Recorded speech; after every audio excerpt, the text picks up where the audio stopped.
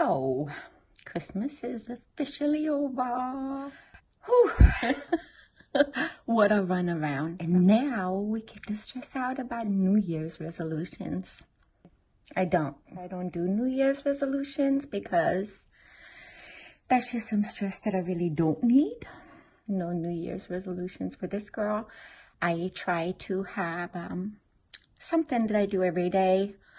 Like I come up with, okay, contact a friend that you haven't talked to in a very long time and do a good deed every day. Your New Year's resolution should be not making one. So I was just thinking how crazy it is that the New Year's resolutions, how it's like everybody advertises that a new year, new you. So come January 15th, and we have not stuck to our plan, right? Now we feel like we failed for the whole year. So now we gotta wait till January and to do it all over again. And that's so dumb, guys, because every day, every minute, you get a do-over. Because God willing, you're gonna get a whole new 24 hours, right? Well, let's say we wake up in the morning, we have a bad day. It's like, okay, I try again tomorrow. And if we don't do it tomorrow, we're just failures, That is so not how it is. Every hour of the day you can start over. Every minute of the day you can start over. Oh, it's windy. I'm a child of God. Yes, I am. Gonna see the babies. Gonna see the babies. I have lost complete sense of time. I don't know. I am just really trying to figure out what day it is. Roads are super empty. So that seems like a Sunday. I know it's not Sunday. And I want to say it's Thursday, but I think it really is Wednesday. It's so weird how we do that after the holidays, right? The second we get thrown out of our routine, everything is off. For me, it's super important to have a routine. I have to follow that routine. Like, I have to get out of bed and get ready and do whatever. At least, look halfway decent. Like, even if I don't get my life together until right before my husband gets home, that's when I do it. Like, once a day, I am gonna get it together. Yeah, I totally feel like, so once we get married, it's like, okay, got him. I have never done that.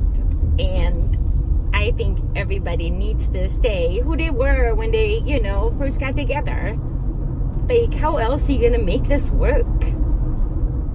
That is one thing I'm still, I don't know, like, the church says that we can't live together until we get married, right? I think that's super scary. Like, what if you have this amazing man and he does everything for you while you're courting, right? Dating. And then you move in together and he turns out to be a complete douchebag. Well, now you're married to him and the church says, you can't get divorced. Well, if you wouldn't have told me to not live together, then I would have known that he's a douchebag in the first place. Now you're telling me I'm stuck with the douchebag. That is something I'm battling with, but I will get to the bottom of it because I just know that the Bible has something on it, and later I'm going to check that out. Because, yeah, there's those kind of things that I'm totally questioning, but I will get to the bottom of it. So I think a lot of our stress comes simply from us being selfish, us being greedy. We're trying to have things or do things to impress others. Where does it really matter? Do they really care what we wear? So a lot of that stress is unnecessary stress, I feel. So earlier today I was talking about how, we pray for things. A lot of my prayers are answered, but there for sure is prayers that are not answered. But I feel that every prayer is answered. It may not be my will and the way I would like to have it, but let's see, if I ask for crazy stuff that would be destructive for me, God's not going to give that to me because he already knows how I'm going to deal with that. So sometimes we just don't get what we want because, one, maybe we're not ready. Two, we wouldn't do the right thing with it. Or three, we wouldn't know how to handle it. A lot of times I pray that my eyes are open for the lost and my ears are open for the broken. He sure has answered that prayer for me. And sometimes I really have to say, be careful what you pray for, because I wasn't so sure if I was ready for it. Now I know I'm ready for it, but it took me a little while when all this came and everything kept crashing in on me, and seeing everybody that's hurting and seeing everybody that's broken and lost, and that was all I saw for a while. And then it was like, look, you asked for this, so now go do what you need to do with it. Matthew 7:8, it says, for everyone who asks receives, the one who seeks finds, and to the one who knocks, the door will be opened. I don't think those doors will open until we're ready to fully step through those doors. A lot of times we have to close doors for new doors to open. I feel like that's where a lot of us get stuck, because we want to go through this new door. We want everything to be better, but we're just not ready to close that door. Like, I know that a lot of us get stuck in really bad relationships. We just pray to God that we'll have a better relationship, but we're not willing to walk away from that bad relationship.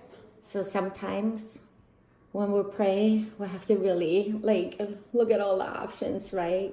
Like, I pray for financial stability all the time.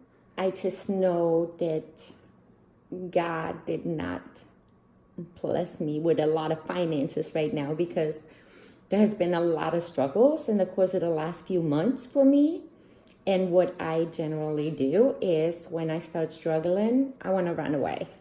So God knew, okay, if I give her this amount of money right now, she's gonna run and she's not gonna fight her demons. So I am grateful and thankful for God that he keeps me in this place where I have to work through my issues and learn how to live with the issues instead of me running.